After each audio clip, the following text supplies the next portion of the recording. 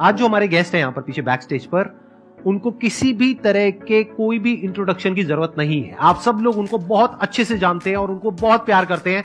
Please give an energetic and warm welcome to the one and only doctor Vikas Divya Kirti sir.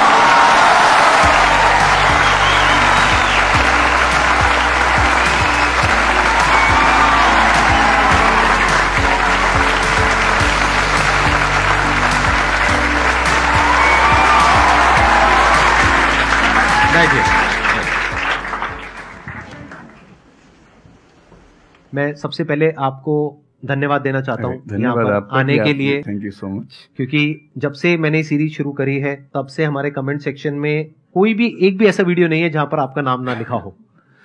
कई बार मुझे ऐसा लगता है देख करके कमेंट सेक्शन को कि ये मैं अपने चैनल पे आया हूँ या आपके चैनल पे हूँ।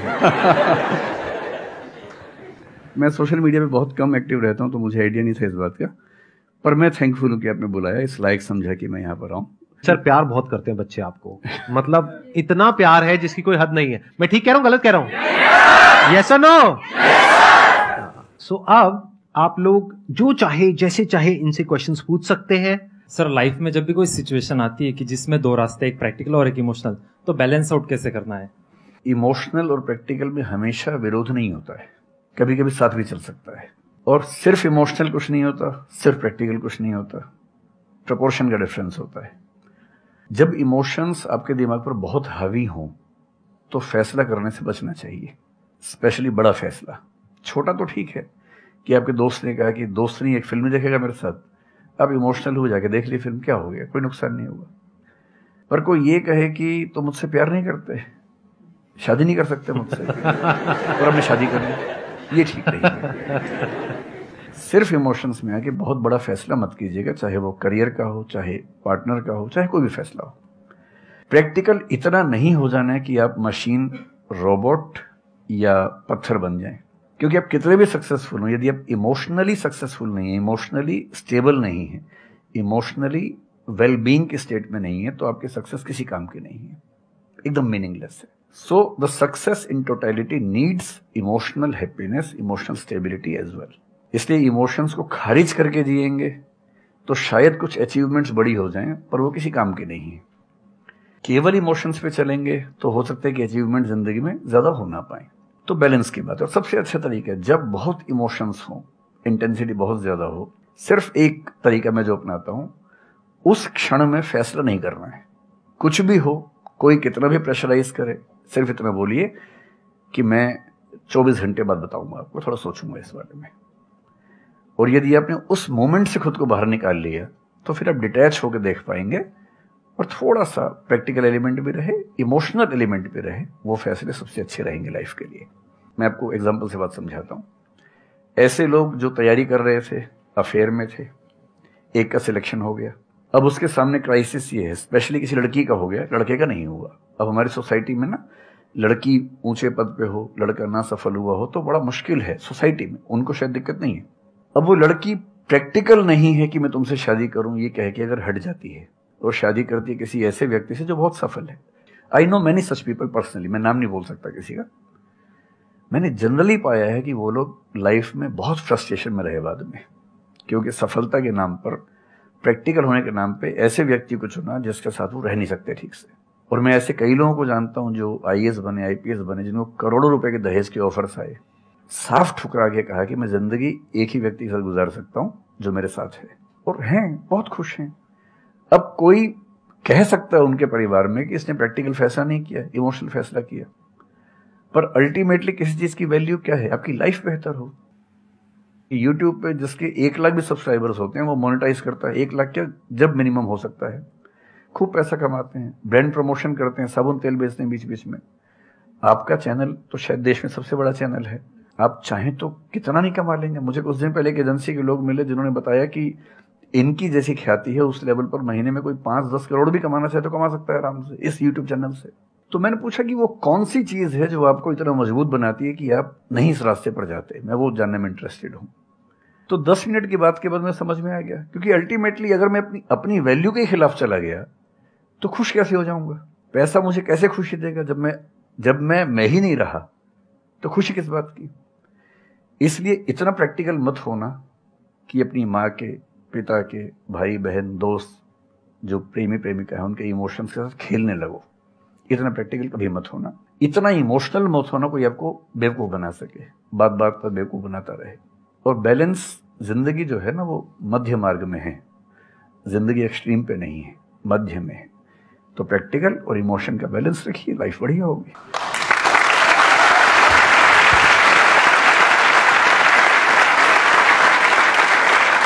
आपने सर इतने अच्छे से एक्सप्लेन किया, मेरे पास में कुछ है ही नहीं बोलने के लिए। यूजुअली मेरे पास में कुछ होता है ऐड करने के लिए, लेकिन आपने पूरा ही उसका ऐसा निचोड़ निकाल दिया। आपने YouTube पे इतना बोला कि सच में नहीं बचाऊंगा आपके पास।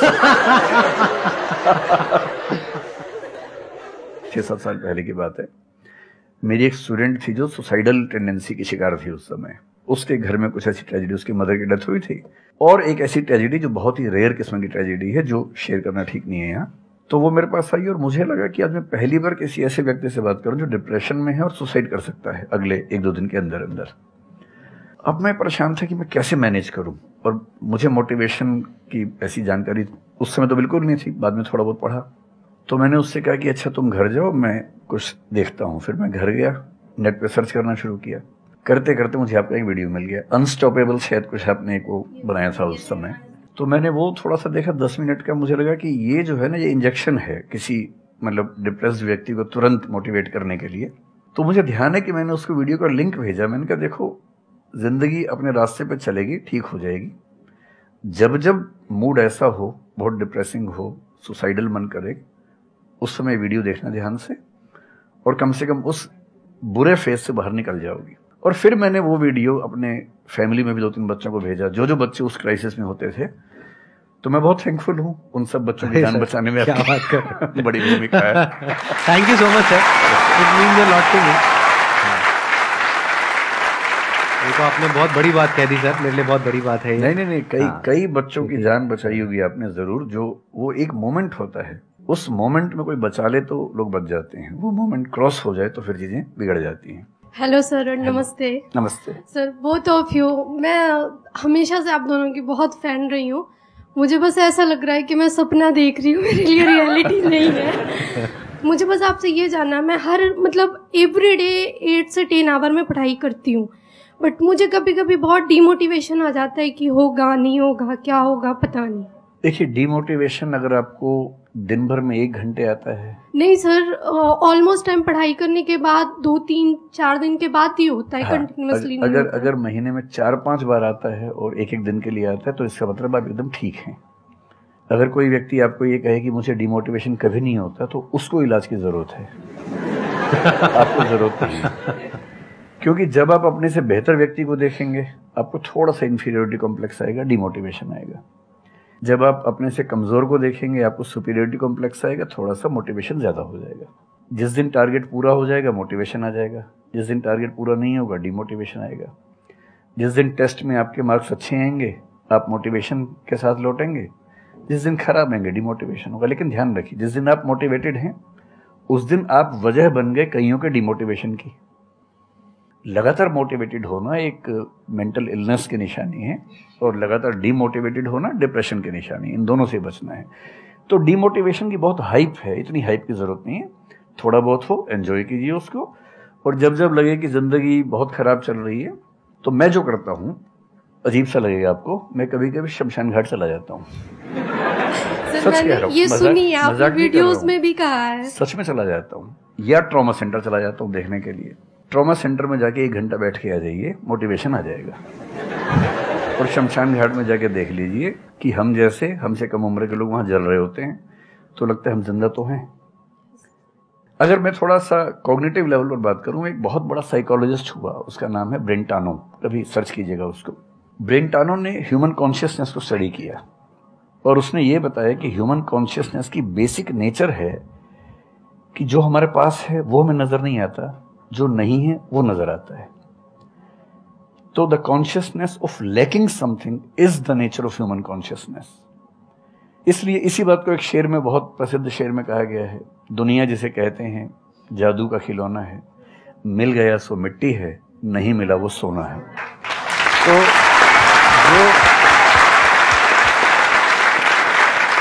तो जो आपको नहीं मिलेगा ना, हमेशा बड़ा होकर दिखेगा, जो मिलेगा छोटा हो जाएगा।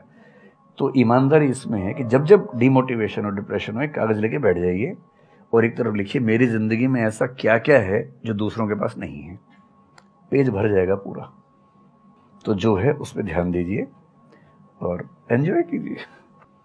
मेरा क्वेश्चन है कि आजकल बहुत लोग बोलते हैं कि एजुकेशन सिस्टम हमारा पुराना हो गया है और बहुत लोग बोलते हैं कि इसे चेंज करना चाहिए और ये सारी चीज़ें बहुत पुरानी हो रही है जो हम अभी करंटली पढ़ रहे हैं। तो इस पे आपका ओपिनियन क्या है? एजुकेशन सिस्टम में तो बहुत मेजर चेंजेस की ज़रूरत है और ये बात भारत सरकार ने एक्सेप्ट भी की है, नई पॉलिसी भी लेके आए हैं। मतलब मुझे लगता है कि कई लेवल्स पे देखना है। सबसे पहले तो ये डिफाइन करना ज़रूरी है कि एजुकेशन का पर्पज़ है क्या। क्या पर्पज़ केवल नौकरी लेना है, एक जॉब मिल जाए, वही पर्पज़ है? मैं उससे एग्री नहीं करता हूँ। मेरी राय में एजुकेशन का बेसिक पर्पज़ है कि एक होमो सेपियंस एक इंसान बन जाए, सोचना आ जाए, उसको समझना आ जाए।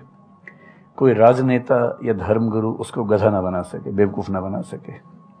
उसे इतनी समझ हो कि वो चीज़ों को फैक्चुअली, ऑब्जेक्टिवली समझ सके, तर्क कर सके, बहस कर सके और अगर तर्क और बहस में सामने के तर्क ठीक हैं तो उनको एक्सेप्ट भी कर सके, इतना विनम्र भी रहे। बेसिकली पर्सनैलिटी ग्रूमिंग का प्रोसेस एजुकेशन है, वो केवल नौकरी का मामला नहीं है।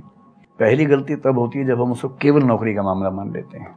मतलब नौकरी ज़रूरी है, ऐसा नहीं कि ज़रूरी नहीं है, लेकिन वो सिर्फ वो उसका पर्पस नहीं होना चाहिए। सेकेंडली, कई ऐसी चीज़ें जैसे अगर बहुत विस्तार में तो मेरी जा सकते हैं, जैसे एक बहुत छोटी बात है सेक्स एजुकेशन हमारी सोसाइटी में। ये इतनी ज़रूरी चीज़ है।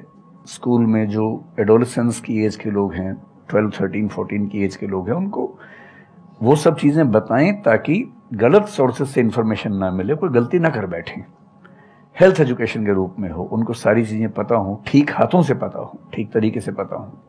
फिर मेरा ख्याल है कि जैसे IITs में अब तो होने लगा है, पहले क्या था कि हम टेक्नोलॉजी सेंट्रिक एजुकेशन पर ज़्यादा फोकस करते थे कि आपने मशीन को समझ लिया, तकनीक को समझ लिया, हो गया, इंसान को नहीं समझा।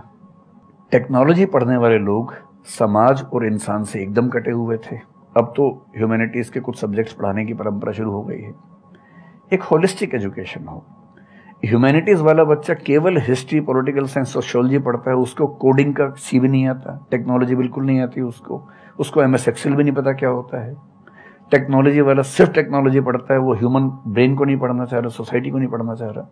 क्यों नहीं एक ऐसी शिक्षा हो जिसमें एक इंटीग्रेटेड अप्रोच हो, होलिस्टिक अप्रोच हो, कि हम खुद तय कर सके कि किस किस एरिया में हमें ज़्यादा जाना है और एक बेसिक अंडरस्टैंडिंग हर चीज़ की हो। तो बेसिक 3 फार्मूले माने जाते हैं। एक यूनिवर्सलाइजेशन ऑफ प्राइमरी एजुकेशन है कि 10वीं क्लास तक की शिक्षा हर बच्चे को मिले, ठीक से मिले। वोकेशनलाइजेशन ऑफ सेकेंडरी एजुकेशन, यानी 11वीं 12वीं की पढ़ाई का पर्पज़ है कि बच्चा ये समझ पाए कि उसको ज़िंदगी में आगे कहाँ जाना है। और फिर जो हायर एजुकेशन है वो सबको करने की ज़रूरत नहीं होनी चाहिए, वो शौक पूरा करने के लिए नहीं है, वो शादी का वेटिंग रूम नहीं है, वो उसके लिए है जिसको सच में आगे पढ़ना है। वो उतना पढ़े, सब्जेक्ट चूज करे और फिर उसमें गहराई से रिसर्च करे ताकि डेवलपमेंट के रास्ते पर अब बढ़ें। हम एजुकेशन के मामले में बहुत बुरी स्थिति में हैं। मैं तो जिस उम्र में हूँ, मेरा अब तो पर्पज़ भी ये बन गया है कि अब मैं उसी पे कुछ काम करूँ। एक यूनिवर्सिटी शुरू करने की योजना मेरे मन में है, इनसे मैंने शेयर भी किया था। और मैं जिस तरह का विश्वविद्यालय सोचता हूँ वो नौकरी देने के पीछे पागल नहीं होगा, वो होमो सेपियंस को कायदे का इंसान बनाने की कोशिश करेगा। नौकरी तो उसका एक पार्ट है। मतलब आप जितने भी सफल लोगों को देखेंगे जनरली, जैसे मैंने इन्हीं से पूछा, ये जिस फील्ड में सफल हैं, इनका जो करियर है, अगर मैं इसको छोड़ भी दूं तो अदरवाइज भी जो इनका करियर है वो उस विषय से जुड़ा हुआ नहीं है जो इन्होंने पढ़ा है ग्रेजुएशन में। मेरा भी नहीं है, आमतौर पर किसी का भी नहीं है। 90% लोगों को मैं देखता हूँ जो सक्सेसफुल हैं, उनके ग्रेजुएशन के सब्जेक्ट में और लाइफ की फील्ड में कोई लिंक नहीं है। तो बेसिक पर्पस क्या है? वो स्मार्टनेस बाहर आ जाए, ग्रूमिंग हो जाए, इंटेलिजेंस है, इमोशनल इंटेलिजेंस है, वो सब जो टूल्स हैं वो उस बच्चे को सीखने को मिल जाए ताकि फिर वो जिंदगी को फेस कर सके, इनोवेट कर सके, नए रास्ते निकाल सके। 1000 रास्ते दुनिया में होते हैं। तो सच बात है कि काफ़ी चेंजेस की ज़रूरत है और आप और हम मिलकर करेंगे चेंजेस। एजुकेशन वाइज अगर देखा जाए तो मैंने बहुत ज़्यादा कुछ नहीं किया है अपनी लाइफ में, बट मेरे स्टैंड पॉइंट से अगर आप देखोगे कि एजुकेशन क्या है, तो एजुकेशन का सबसे बड़ा गोल ये है कि एक इंसान का दिमाग खुले, बजाय कि उसका दिमाग इतना नैरो डाउन हो जाए कि उसको लगे कि बस यही अगर हो गया तो सक्सेस है, ये नहीं हुआ तो फेलियर है।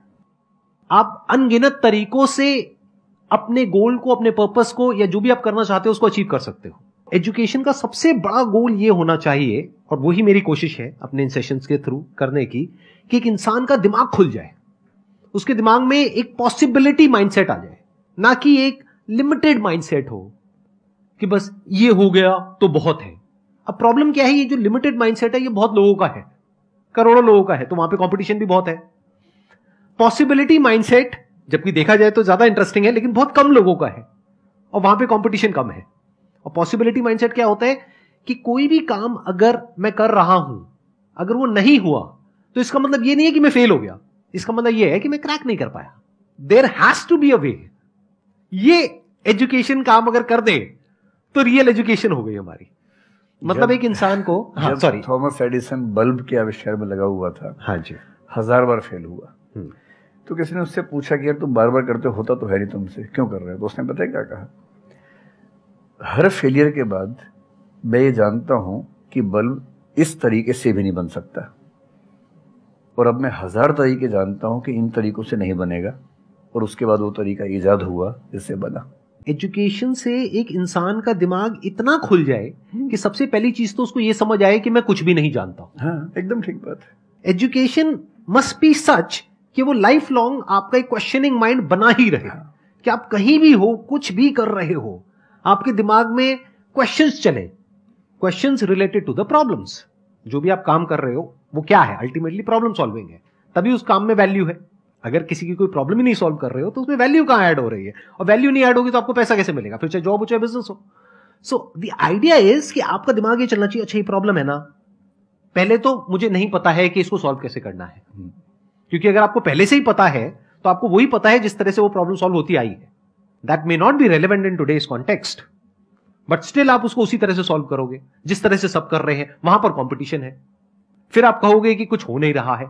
सो द आइडिया इज कि पहले तो ये प्रॉब्लम है जो मुझे अच्छे से समझ आई, मैंने इस पे फोकस किया, अब इसको सॉल्व करने के इन्फिनिट तरीके हैं, एक रास्ता नहीं है, बहुत सारे रास्ते हैं, मुझे पता नहीं है। This is the goal of education, कि मुझे नहीं पता है लेकिन पता किया जा सकता है।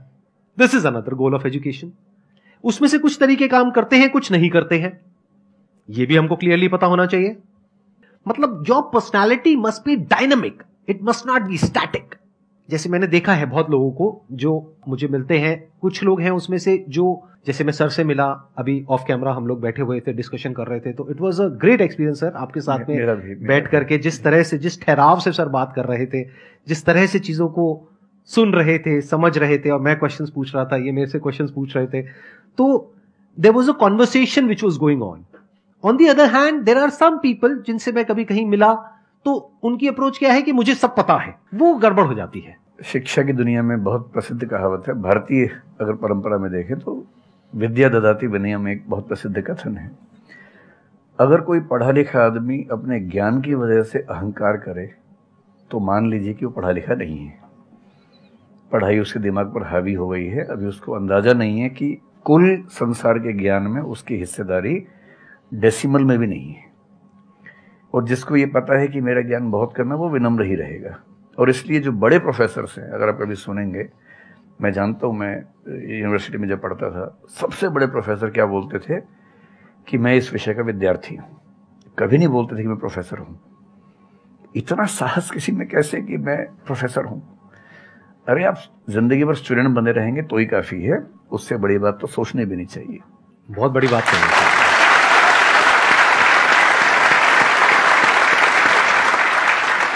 मतलब कि एजुकेशन का गोल आपको प्रोफेसर बनाना नहीं है, आपको स्टूडेंट बनाना है। हाँ। अगर सर की बात को आगे एक्सटेंड किया जाए, एकदम सही बात। एक लाइफ लॉन्ग स्टूडेंट, कि आप सीखते चले जा रहे हो, सबसे, जिससे मिल रहे हो, लोगों से सीख रहे हो, सिचुएशन से सीख रहे हो, अपनी लाइफ के अच्छे एक्सपीरियंसेस से सीख रहे हो, बुरे से सीख रहे हो। जैसे मैंने देखा है जब भी यहाँ पे कोई क्वेश्चंस पूछते हैं ना, सबके क्वेश्चंस एक ही होते हैं, सर सक्सेसफुल कैसे हो। कभी मैंने आज तक ये क्वेश्चन नहीं सुना किसी का भी जो इससे बड़ा क्वेश्चन है, जो आप रिलेट कर जाएंगे कि सर सक्सेस हमारा दिमाग खराब किस तरीके से करती है, या सक्सेस का क्या माइनस पॉइंट है। सही बात। सक्सेसफुल होने से बड़ा है मीनिंगफुल होना, सार्थक होना। सफल होना छोटी बात है, सार्थक होना ज्यादा बड़ी बात है। सर मेरा क्वेश्चन ये है कि लाइफ में बहुत सारे सर्कमस्टांसेस आते हैं जहाँ पे मतलब हमें ये लगता है, बहुत सारे निगेटिव थॉट्स आते हैं कि मतलब आगे कैसे बढ़े, how to get rid of fear of failure. Sir कैसे हम इसको हैंडल करें, अगर हम कोई किसी चीज़ को शुरू करना चाहते हैं सर, तो हमारे दिमाग में बहुत सारे निगेटिव थॉट्स चलते रहते हैं, हो पाएगा नहीं हो पाएगा, बहुत तरह के नेगेटिव क्वेश्चंस आते रहते हैं सर, तो इसको कैसे हैंडल करना है सर इस सिचुएशन को? फियर ऑफ फेलियर थोड़ा सा ठीक भी है जी। ये हमें रोकता है उन दिशाओं में जाने से जहां हमें जाना भी नहीं चाहिए। जैसे मान लीजिए मैं सोचूं कि मैं फुटबॉल प्लेयर बन जाऊं, मुझे पता है कि नहीं बन पाऊंगा, मेरी फिटनेस वैसी नहीं है, तो मुझे ये फियर रोक लेगा, ठीक बात है ना। ये जरूरी नहीं है कि आप दुनिया में हर चीज के लिए ठीक हो। हर किसी का एक पैकेज है, हर किसी का जो एट्रीब्यूट्स हैं या वर्च्यूज हैं उन सबका एक पैकेज है। We can be good at few things, we can be best at maybe one thing, we can not be best at everything. तो ये बहुत जरूरी है कि अपने एप्टीट्यूड को देख के हम सिलेक्शन करें कि हमें कहाँ जाना चाहिए। ठीक है, अगर सिलेक्शन कर लिया है तो फिर फियर ऑफ फेलियर होने की वजह ये है कि या तो आप जो कंपटीशन है उस पर ज्यादा फोकस कर रहे हैं, अपनी स्ट्रेंथ पे कम फोकस कर रहे हैं। मेरे ख्याल से स्ट्रेंथ पे फोकस करना, कुछ अच्छे लोगों की कंपनी में रहना जो थोड़ा सा मोटिवेट करते हो, अच्छे दोस्त हों, लगातार मनहूस टाइप की बात ना करते हो, ऐसे लोगों के साथ रहना, कुछ रिक्रिएशनल एक्टिविटीज, उससे बाहर निकल के थोड़ा खेलना कूदना, मतलब फिजिकली फिट रहना, वो सब रहेगा तो हार्मोन्स जो हमारे दिमाग में आते हैं उससे, फिजिकल एक्टिविटी से, जो एंडोर्फिन्स वगैरह हैं, हैप्पी हार्मोन्स है, डोपामाइन वगैरह है, वो रिलीज होते रहें तो हम वैसे भी बहुत फियर से बचे रहते हैं। और अंत में मेरा तरीका ये है कि अगर मैं कुछ नहीं करूंगा तो फेल होना तय है, करूंगा तो चांस है कि फेल होऊंगा या पास हो जाऊंगा, तो नहीं करने में तो तय है कि फेल हो गया, तो क्यों ना एक बार चांस ले लेते हैं। और एक जगह फेल होऊंगा तो तय मान के चलिए कि दूसरी जगह मेरे फेल होने के चांस कम होगा, क्योंकि मुझे एक एक्सपीरियंस है प्रयास करने का और फेल होने का, और वो एक्सपीरियंस किसी ना किसी क्वांटिटी में हर फील्ड में काम आता है, मैच्योरिटी आपके अंदर आती है। और मैं एक शेर अक्सर यूज करता हूँ, बहुत बहुत प्रिय शेर मुझे है, और मुझे सच में लगता है कि जिंदगी को जीना बहुत आसान काम है, मुश्किल काम नहीं है। असली बात है कि आप प्रयोग करें, कोशिश करें, और हार जाएं तो दूसरी कोशिश करें। और मैं इसीलिए एक लाइन हमेशा बोलता हूं, क्यों डरे, जिंदगी में क्या होगा, कुछ ना होगा तो तजुर्बा होगा।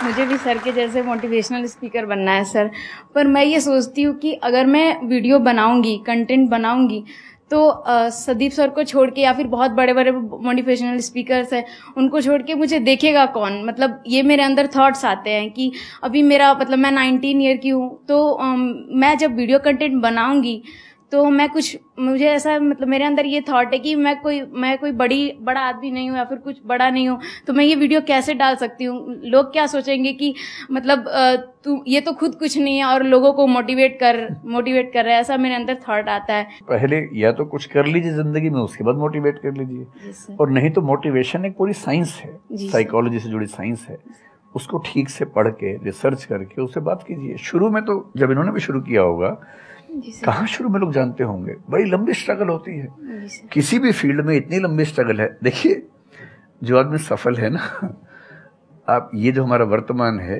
ये ऐसे ही नहीं बन गया है। हर सफल आदमी का एक बहुत लंबा अतीत होता है जिस पर नजर किसी की नहीं होती है। और बशीर बद्र ने एक बड़ी गहरी बात कही थी, ये फूल मुझे कोई विरासत में मिले हैं, तुमने मेरा कांटों भरा बिस्तर नहीं देखा।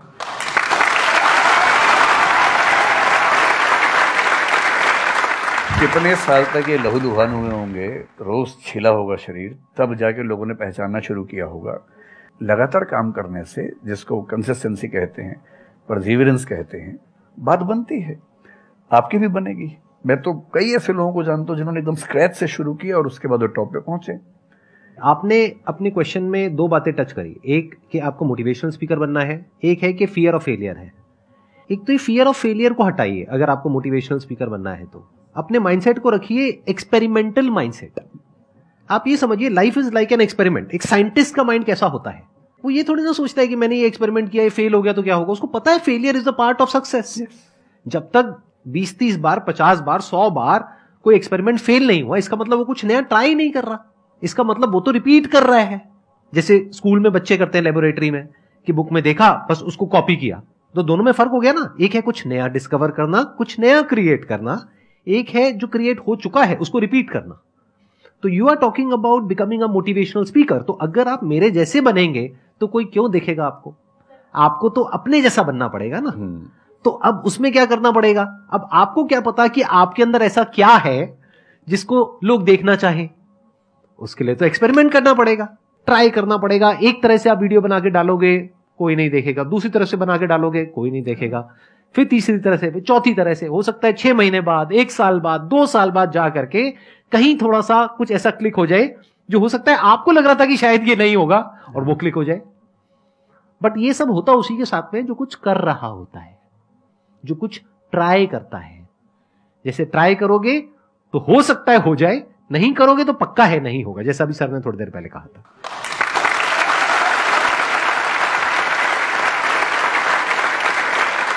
Thank you so much sir, यहां पर आने के लिए।